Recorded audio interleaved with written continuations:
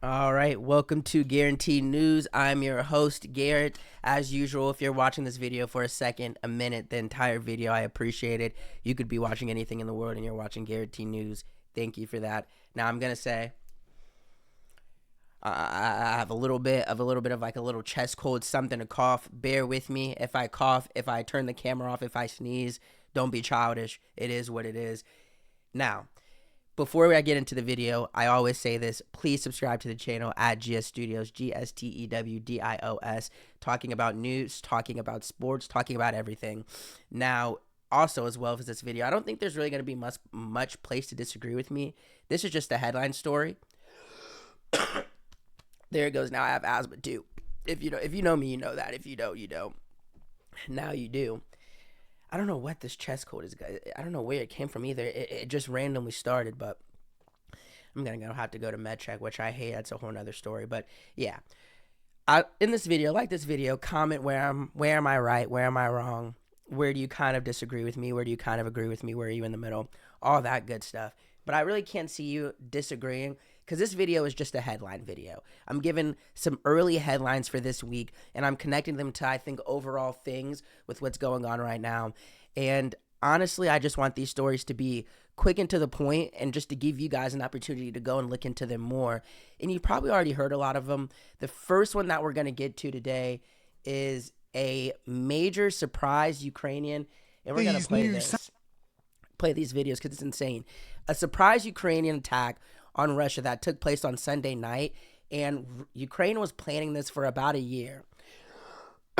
Happened on Sunday night. Ukraine bombed multiple major Russian Air Force bases, destroying like a third of Russia's aircraft in an operation called Spiderweb.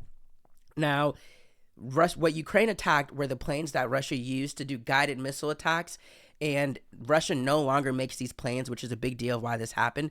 Another reason why this attack was such a big deal is because of the time and preparation it took and how far these attacks were from Ukraine into Russia. Ukraine had to like sneak the drones in. This is video of them doing it. And everybody has been talking about how big of a deal it is because Russia doesn't make these planes anymore. Russia uses them for nuclear guided missile attacks. We'll get into it more. And this is coming as peace talks right now. Peace talks has been happening ever since Trump has been in office. I don't know what the peace talks could be, but this is happening as this week as Ukraine and Russia are having peace talks about how, this comes as peace talks have been going on this week's between the two. Now, the reason I mention the story is because A, I can't see this war ending anytime soon, and B, on Guaranteed News, I've talked about it multiple times, how interested I am in the conversations Putin and Trump have to be having. And I've always thought that from everything that I've seen, there looks like there's no way that Putin seems to be like he's going to listen to Trump. And after just the back and forth going on, I think there's absolutely no way that Trump has really any power in making this war end. And when the war ends, how the war ends, I'll be covering it. I don't know. But I'm just saying this to say I don't think Trump is really going to have much of an effect. And that was one of the biggest things he said. The war would never happen and he would stop it on day one. I never believed it'd be day one, but I thought maybe he would have more peace talks. He would be closer. Clearly, that's not the case. And another thing with that is I don't even think he would have been able to stop it if he was in office. And I think that should be clear to everyone. And I'm going to go back and let this play a little bit because it is really interesting. Show a Russian airbase before and after the covert attacks Ukraine has dubbed Operation Spiderweb. Detailed analysis of videos from Ukraine's special forces show a drone closing in on one of President Putin's prized long-range bombers. Minutes later, locals posted images of smoke rising from the base, with drones heard overhead and explosions. Here, a drone is seen taking off from another truck. That attack at Belaya Air Base in Siberia, while simultaneously, thousands of miles away, Olenia Air Base was also struck.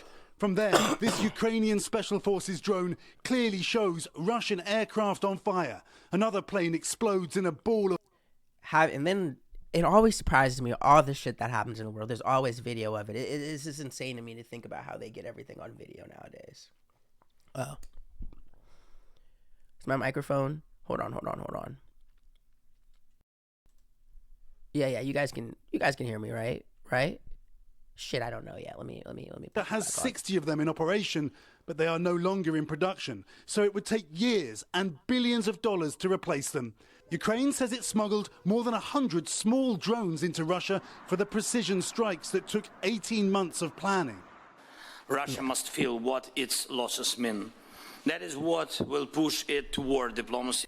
But this morning, and basically this is saying this morning, Russia basically, in the peace talks, basically said, yeah, the only way we're going to do peace is by you guys giving us more land of Ukraine. Basically doing a bunch of shit that Ukraine's not going to do. So, yeah. One of Trump's major things. I just don't think he's going to be able to do it. And again, I'm going to continue to cover this, obviously, because of how horrific the war is, but because I'm interested in how confident people think Trump is to just talk to Putin. And from every headline, from everything that I've seen, from all the things that you can just visually see with what's going on, it actually doesn't look like Trump has any control of the situation at all. That's all with that story. Now going on to the second big story, second big headline. Boulder attack suspect charged with federal hate crime, and he wanted to kill our Zionist people, court documents say. So basically what this is, let's get into this. I'll put it on here. So a man in Colorado on, I believe it was Sunday night, had a makeshift flamethrower and Molotov cocktails, and he was throwing these Molotov cocktails in Colorado at a group of Jewish people who have a weekly gathering and walk to peacefully protest the hostages in Gaza. So they're protesting silently and peacefully. The protest, or October 7th, Hamas going in and taking all of the hostages. So they're Jewish people. This is an anti-Semitic attack, of course, right? 12 people were injured. None were killed. Some of this including children. And the man was charged with 16 counts of attempted murder. And he basically walked up to these random people, or not these random people. Actually, it was a very calculated attack. I say random because he has nothing personally against these people. He walked up to these people, used these spray bottles in his hand, and filled them with some flammable liquid, alcohol, something, and was spraying them with the liquid and throwing Molotov cocktails on them. The man who did it was from Egypt, here illegally, working on a work visa, and he was heard saying free Palestine, and told authorities he had been planning this for a year because he wanted to kill all Zionist people and wished they were dead. And this is the latest clear sign of anti-Semitism that's been going on a lot recently in like the last month or two. I mean, you had the two, and I didn't cover this on Guarantee News, and I'm going to make a video of just another time for another day, but this is, last month, or really just a couple of weeks ago, two people from the Israeli embassy in America were killed in an anti-Semitic attack, sorry for that. And Josh Shapiro, the governor, I'm not going to look it up, but a governor, actually I am going to look it up because let's be right. Josh Shapiro, governor of Pennsylvania. The governor of Pennsylvania, who is a Jewish man, his house was burned on fire, and the person who did it was anti-Semitic and was trying to kill them. So those are two big anti-Semitic attacks that came before this one that is horrific. And this proves, of course, and I've always been saying this, the reason I want to bring the story up, of course, of how horrific it is, and we're going to watch some videos with this, but the reason I wanted to bring the story up is anti-Semitism in America is clearly real, and it has gotten worse because of the war in the Israeli-Hamas war that's affecting Palestine and affecting Gaza. And this is a problem that needs to be handled. And when you look at a lot of these tweets that I'm going to show, the realness of anti-Semitic attacks and anti-Semitism growing in America should not be connected with what Trump and far-right MAGA Republicans are saying, where this is why we need to control college campuses. And I don't want this continuation, the seemingly continuation of these disgusting anti-Semitic attacks to be a reason or to be a talking point for why Trump should be able to have full control of institutions and college institutions.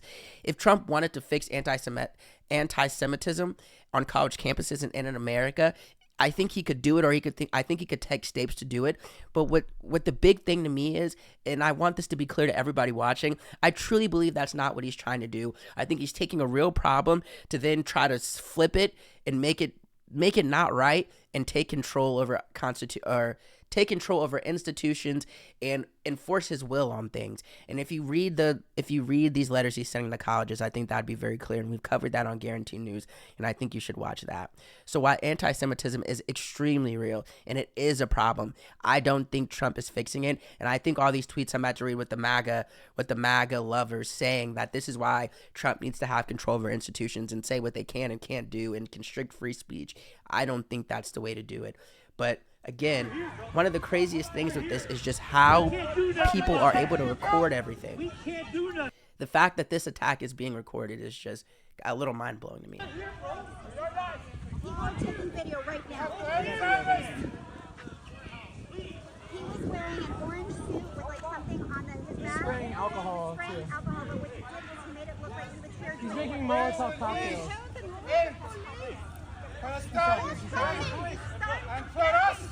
Well, we can't do it when he's got Molotov cocktails on him. The thing with me too, with him also being an illegal immigrant from Egypt, obviously this is going to get into the conversations of immigration and one of Trump's big things, and I just hate disgusting attacks like this being used as political fire to say things. And you know that's what's going to happen. It just kind of frustrates me, I will say that. Because people are conflating things that don't need to be conflated, but this is terrifying. This is horrific. This is disgusting.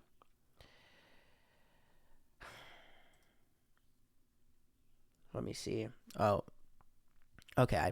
I'm doing good. I'm putting the microphone back on, and like let me go. I have some more on this too. Let me see, because I want to read some of the.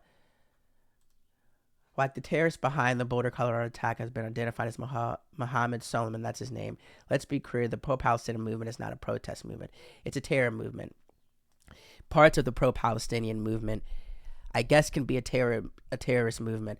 But the pro-Palestinian movement in and of itself, just the way you can't say that the Jewish people that are doing this silent protest, you can't paint this as broad strokes. This is too complicated and too many intricacies to try to paint it with a broad stroke like this. And that's kind of the point I'm trying to making with this. Even with this Boulder, Colorado attacks. Boulder, Colorado attacks reaffirmed who the actual Nazis are in America. Spoiler alert, it's still Democrats. This is just taking a terrible, horrific nightmare and then turning it into a political agenda, and it's just not right. And I think if you're educated or if you're well-read on this, I don't think you'd fall for it, but I think a lot of people do fall for it, and that's the dangerous thing, right? Attack is disgusting. Anti-Semitism in America is real, and it is a problem, and it is on the uprise because of certain pro-Palestinian people or a subset of a pro-Palestinian movement that is operating on violence or operating off hate. But again, I've said this on Guarantee News, I don't think saying that Israel, I've said it, I don't think saying that Israel's handling of Gaza and how they're doing the war in Gaza, I don't think a criticism of that is being anti-Semitic. This is disgusting. This is obviously anti-Semitic. This guy deserves to be in jail for the rest of his life. But it also, I will say, surprises me how openly he was to it just seemed to talk to the cops. He said, yeah, I want all these people dead. It's like he lost his mind. He's an absolute crazy person, but it's just the videos him, everything with this kind of just,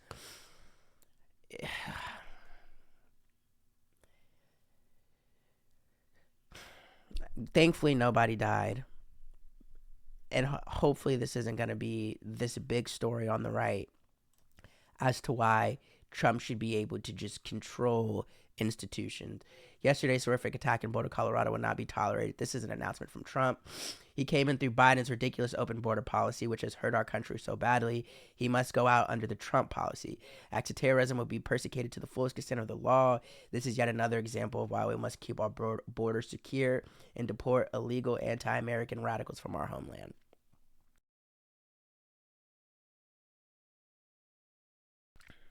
It's just, be educated on these things and watch Guarantee News. And we're going to get into more things. These are headline stories, but this is kind of what I'm talking about.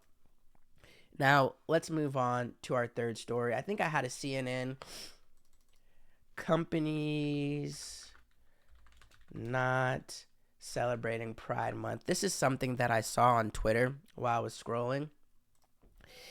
And a few years ago, and you can look at Twitter, like a few years ago, Target, Amazon, every social media page, all these companies were posting Happy Pride Month. It's Pride Month in June. Happy Pride Month. It became a big thing during the Biden administration. Everything had the rainbow flags in their bios. And I was looking through Twitter. I didn't even notice that first. But if you look at all these companies now, Target, nothing. And Target's been boycotted already for following all of Trump's just removing all of DEI, removing anything. And I need to do a video on DEI and how there's so many videos I could do. That's why I need to be more consistent. But Target doesn't have it on their profile picture. Amazon doesn't have it. Google doesn't have it. I mean, this is gonna be easy. Just to show you guys, Walmart. And maybe you did or did not notice this, but the point of why I'm doing this video or doing this one is just it was a thing when this was happening for, I think, people to really get caught up in the, let me go to Target and buy the Pride shirts, or, oh my God, look at these companies supporting Pride. This is such a big deal. And how switched the turn is should show you that the bottom line for these major companies is always, I think the thing with the Trump administration has really shown us is how deep into the capitalism trenches that we are, and that none of these companies care about anything about the bottom dollar. So 2, 3, 4 years ago, when they were doing all this stuff of DEI, and I hate saying, I want to say diversity, equity, inclusion, because I think when you say the words, it gives more meaning to them, and not this little thing that the Trump administration has seemed to do that is right, and which is misform what DEI is, what diversity, equity, inclusion is. But when all these companies were celebrating diversity, equity, inclusion, we're celebrating Pride Month, and it seemed like a lot of liberals were so excited about that and believed it. I think it's just clear now to say that that was bullshit, and all these companies care about is the bottom dollar. And the switch of night and day, and how the fact that none of them fight them. That's why I said on Guarantee News so many times I really respect Harvard, because they seem to be one of the only major institutions that is willing to fight against Trump and fight what they believe in and what they think their company or what they think their institution is about, and the history behind it. And the history behind Target, Amazon, all these major companies is just money. It's just bread. It's just the bottom dollar. And how fast they were able to go with everything and put all these Pride clothes out and all of this stuff in their stores, and then how fast they were to not do it. It kind of just shows I'm having a big switch of just how I think about spending, buying, what I think about these companies. They're really not shit. That's pretty much my point. And it's real quiet for Pride Month. And in the last 4 years, you would have thought Pride Month was going to be like one of like an American staple point, the way that it was a major marketing thing. And that's what it was, not a marketing thing, not them actually caring about Pride, not them caring about the LGBTQ community, not them trying to actually speak up for them or give them a voice, right? So I think that's the reason I said this story is it's just about capitalism. It's just about money. And then the last story that I want to talk about, and this is really personal, Lester Holt, final night. Lester Holt, you know who he is. You don't need... This is a YouTube video. I should have paid attention. Let's see. Lester Holt left NBC Nightly News, and it's going to be, who's it taken over by? Let me see. Yeah. Tom Lama. So Lester Holt, one of the biggest journalists of our times, of our parents' times, is leaving NBC Nightly News.